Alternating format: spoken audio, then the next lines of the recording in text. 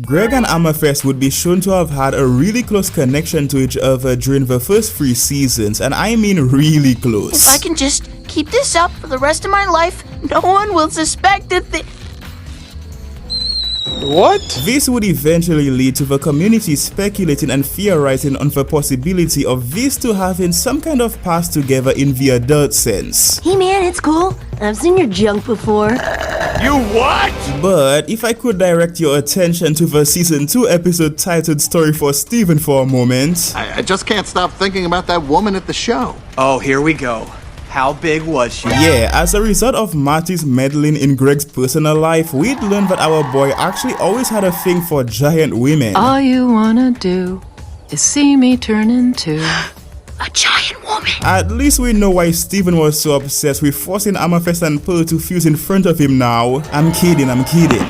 He's out of line, but he's right. This revelation basically just flat out confirms that Amethyst, being a noticeably smaller woman, wasn't exactly Greg's preferred type to begin with. Oh, I really like your hair. Amethyst, leave him be! You don't know where he's been! But to play devil's advocate for a moment again, we'd learned during the season 2 episode titled Reformed that our girl Amethyst has always kind of been cool with morphing to keep the people that matters to her the most happy. You wanted me to be more like Pearl, and now I am! But wait! There's more! You're the one who said I needed to be stronger! So, while I personally don't believe that there was anything romantic or adult going on between Greg and Amethyst, I'm definitely not going to say that it's impossible either. Bet you'd stay for her. You wouldn't. What? Do this? Why isn't it possible? It's just not. Why not, you stupid bastard? Steven Universe and Steven Universe Future were a couple of incredibly mature shows despite the fact that they were both aimed at kids. Of course they didn't. They attacked their leader. They're not gonna side with Rose anymore. Not after. I'm not talking about Rose, I'm talking about you. But that definitely doesn't mean that there weren't at least a couple of moments when the writers would decide to handle some of their more mature themes in an unbelievably immature way. I hate it when you're right. You get this look on your face.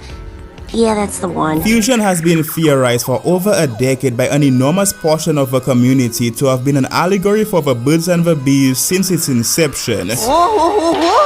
What's that? Full disclosure, Fusion has had multiple different interpretations on the show in itself. For some characters, Fusion was a way of acting on their romantic feelings for one another. For others, it was only a means to an end. And according to a decent portion of the fandom, Fusion was the Gemsy's version of doing the deed. One word: sex. Fusion in all forms of the word is just that. Sex between gems. Who had been saying that? Who said that? And I'm not even joking around when I say this, but there are still fans who are defending this controversial belief in the comment section of a video that I made a few months ago to explain why this clearly wasn't the case. Don't cry, Pearl.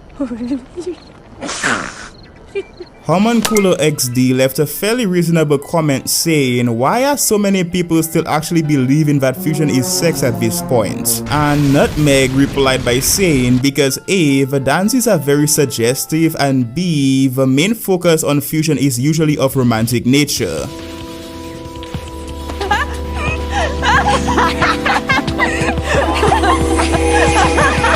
Now, to be fair, while Nutmeg's second point is heavily debatable, and we will be debating it in a second, their first point might actually have a ton of truth to it.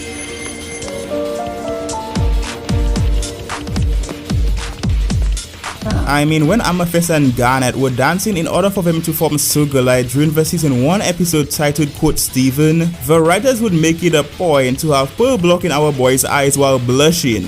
synchronize.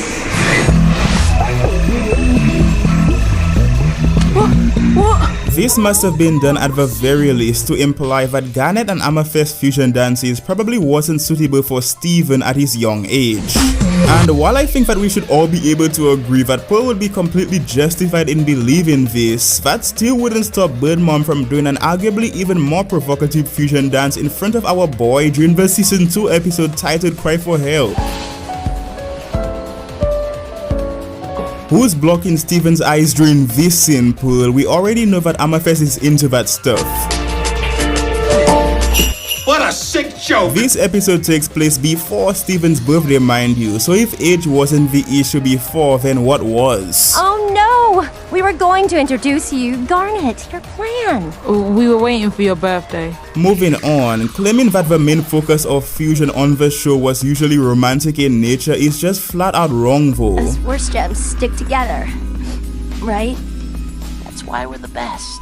There are literally only 2 romantic fusions that are canon on the show, and they are of course none other than Garnet and Stefani. You have to be honest about how bad it feels so you can move on. Rhodonite might also have a little something going on there, but the story arc, while intriguing, hasn't exactly been explored on anything else other than behind the scenes content. That's only 3 fusions out of the 15 that we've already been introduced to, and I'm not a mathematician or anything, but the actual numbers seem to be telling a completely different story. All right, let's meet this mysterious stranger.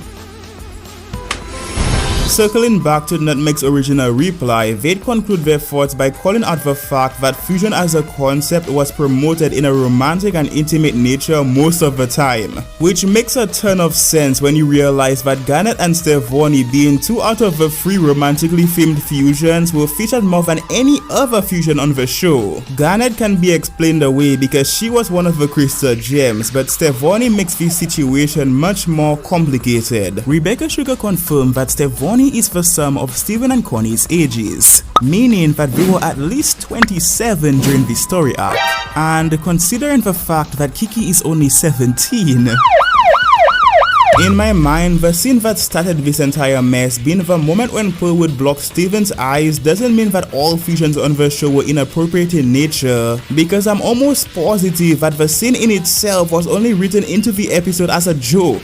Despite the meme, Steven Universe wasn't just about crying and singing, and this definitely wasn't the only adult joke on the show. I don't know about this. Hey man, it's cool. I've seen your junk before. The problem is that this adult joke in particular was incredibly poorly timed and maybe even a tad bit immature in my opinion, especially when you consider the major ramifications. I mean, was the chuckle really worth the created implication about one of the most important concepts on the entire show? Well, it depends on who you're asking, but if you're asking me, then I'd say no. It's impossible!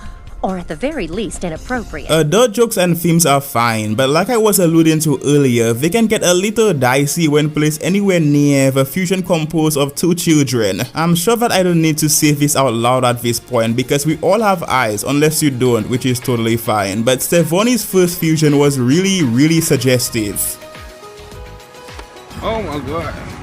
And while this was most likely done to imply that Stefani as a fusion was not only physically bigger than Steven and Connie, but they were also biologically older too, the composition of this scene still doesn't feel right over a decade later, and that's saying a lot. Steven Universe and Steven Universe Future were a couple of incredibly mature shows that handled some of their most mature topics in an undeniably immature way, leading to there being a concerning amount of confusion surrounding the biggest concepts and characters on the show. Looking back at how much the series would progress after these scenes, it seems like the writers would eventually learn from these mistakes and actually manage to rectify most of them, and I'm certain that this much is worthy of praise.